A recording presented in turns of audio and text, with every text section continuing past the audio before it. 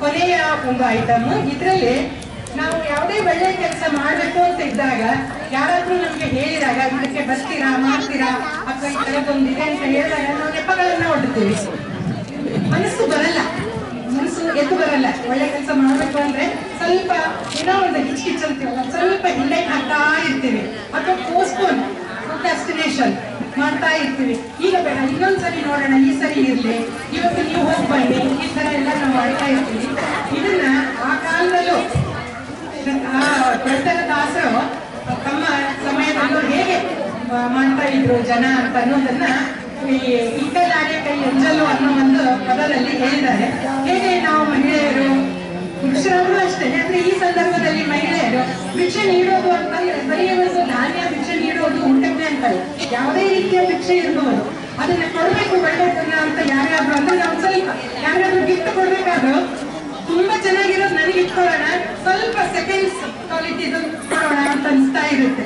ಆ ತರ ಎಲ್ಲ ನಾವು ಮಾಡ್ತಾ ಇರೋದನ್ನ ಮಾಡಿ ತೋರಿಸ್ತಾ ಇದ್ದಾರೆ ಹೇಗೆ.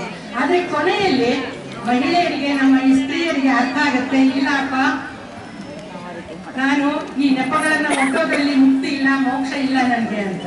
ಯಾಕೆಂದ್ರೆ ಕೊನೆಗೊಂದ್ಸಾರಿ ಹೇಳ್ತಾರೆ ಪುರಂದರದಾಸರು, ಇಕ್ಕದ ಕೈ ಅಂಜಲು, ಇಕ್ಕಲಾರದ ಕೈ ಅಂಜಲು ಅಂತ ಈಕೆ ಎಲ್ಲ ಹೇಳ್ತಾ ಇದ್ದಾರೆ. ಅಂಜಿದೆ ಕೈ ಅವ್ರ ಆಗಲ್ಲ ನನಗೆ ಭಿಕ್ಷೆ ಕೊಡೋಕೆ ಅಂತ ನೆಪಗಳಲ್ಲಿ ಹೇಳ್ತಾ ಇದ್ದಾರೆ. ಒಬ್ಬಳು ಹೇಳ್ತಾರೆ ಕಸ ಗುಡಿಸ್ತಾ ಇದ್ದೀನಿ, ಇನ್ನೊಬ್ಳು ಮನೆ ಇರ್ಲಿ ಆಗಿಲ್ಲ, ಮೇಲೆ ಅಕ್ಕಿ ಇದೆ ತರಕ್ ಆಗ್ತೆ ತೆಗಿಯಕ್ ಆಗ್ತಿಲ್ಲ, ಭಿಕ್ಷೆ ನೀಡುವವ್ರು ಯಾರಿಲ್ಲ, ನಾನು ಮುಟ್ಟಾಡಿದ್ದೀನಿ ಇಲ್ಲ, ಮಗುವಿಗೆ ಹಾಲು ಕುಡಿಸ್ಬೇಕಾಗಿದೆ, ನನಗೆ ಇರೋದೇ ಸ್ವಲ್ಪ ದುಡ್ಡು, ಅದರಲ್ಲಿ ತಂದಿರೋ ದುಡ್ಡಲ್ಲಿ ಮಗುವಿಗೆ ನನಗೆ ಊಟ ಮಾಡ್ಸಕ್ ಆಗ್ತಿಲ್ಲ, ನಿಂಗೆಲ್ಲಿ ಭಿಕ್ಷೆ ಕೊಡ್ಲಿ ದಾಸಯ್ಯ ಅಂತ ಎಲ್ಲರೂ ಓಡಿಸ್ತಾ ಇರ್ಬೇಕಾದ್ರೆ ಕೊನೆಗೆ ಅವಳಿಗೆ ಅನಿಸುತ್ತೆ, ಒಂದು ಎನ್ಲೈಟನ್ಮೆಂಟ್ ಅಂತೀವಲ್ಲ, ಬೆಳಕು, ಜ್ಞಾನದ ಬೆಳಕು ಹರಿಯುತ್ತೆ ಅವಳ ಮನಸ್ಸಲ್ಲಿ. ಆವಾಗ ಆಕೆ ವಿಠಲನ ಪ್ರೇಮದಲ್ಲಿ ಹೇಗೆ, ಭಕ್ತಿಯಲ್ಲಿ ಹೇಗೆ ಒಂದಾಗಿ ಹೋಗ್ತಾರೆ ಅಂತ ಅನ್ನೋದು ಈ ಒಂದು ಎನಾಕ್ಟ್ಮೆಂಟ್ ಇದೆ.